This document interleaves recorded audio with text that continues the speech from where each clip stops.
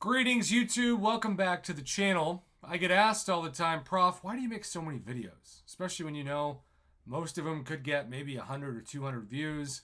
Isn't that not worth it? Actually, no. I think it's really worth it because if I think something's an important topic to somebody, I'm not making it for more than that person. If I got one view and it was that one person, then honestly, I think that video was worth it.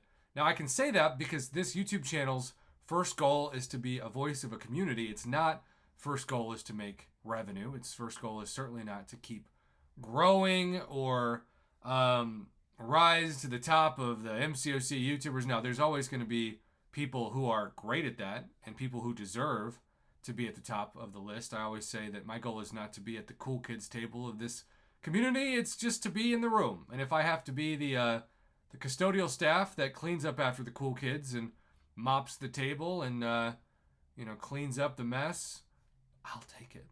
It means technically I'm in the room, and that is in itself an honor. But I've heard from not one, not two, but three people who have major regrets.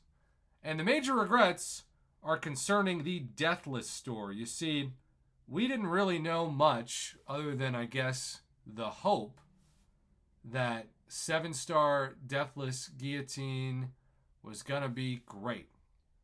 Now, you'll notice that there is a box missing that would be still visible for people who don't have 7-star Deathless Guillotine, and that is the 5,000 unit offer to buy up to 3 of the pieces of 7-star Deathless Guillotine. Now, remember, it takes a lot of pieces to get 7-star Deathless Guillotine. It takes 5. And so if you had at least 2 Deathless Guillotine pieces before this Deathless store hit the game, you could, in theory, complete your Deathless Guillotine by spending up to 15,000 units. And some people did spend up to 15,000 units. I spent 5,000 units, and I didn't feel amazed about it then, and I'm still not sure. I like her. I think the degeneration is fantastic, and I actually think she's getting kind of a bad rap by people who thought that she was going to be more powerful than she is, and they're disappointed, which ironically is the same argument made from the heavily hyped up but ultimately didn't meet the hype OG Guillotine buff that we had a couple years back. But in general, imagine that you have 7,000 units and you don't know about the upcoming Valentine's Day unit sales and you don't have a lot of cash on you to buy. You've just saved up these units. So you spend 5,000 of the 7,000 units you have on your final piece to acquire 7-star Deathless Guillotine. And then you go to the new store.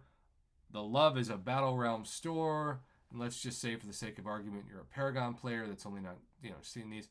And you realize, oh, I totally could have spent those 5,000 units to get my 7-star Domino to rank 2.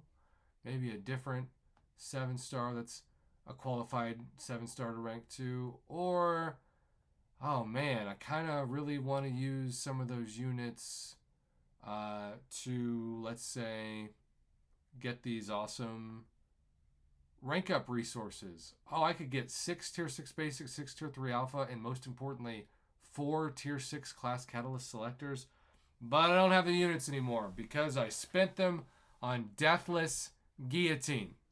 The regret is real. It reminds me of an even worse version of this problem when we had the gold trade-in store a couple years back, and some people had just traded in all their gold, and so then it came out and they were furious. Also reminds me of when a bunch of people went into the loyalty store and thought, well, I've got all this loyalty I'm never going to use, so I'm just going to buy myself a 6-star Unstoppable Colossus for 1.6 million loyalty, only to see the store suddenly evolve, and that 1.6 million loyalty could have been used for so many different things, including a 7-star loyalty crystal.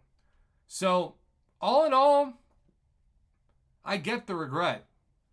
I think Kabam surprised us, but I also think it's in their best interest to not tell us when they're going to give us a huge sale, because if they're not going to tell us, then we're going to get to a certain point in time where we're going to be out of units and the supply will be low, but the demand will be high.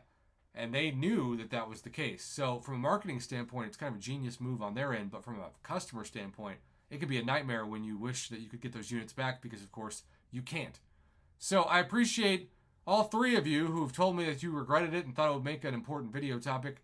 My guess is the other reason why I do this is because there's more than 3 people who might be thinking the same thing. Maybe, maybe not. But either way, I'm a man of my word. If you're watching this video, it means I made it. Thanks for watching.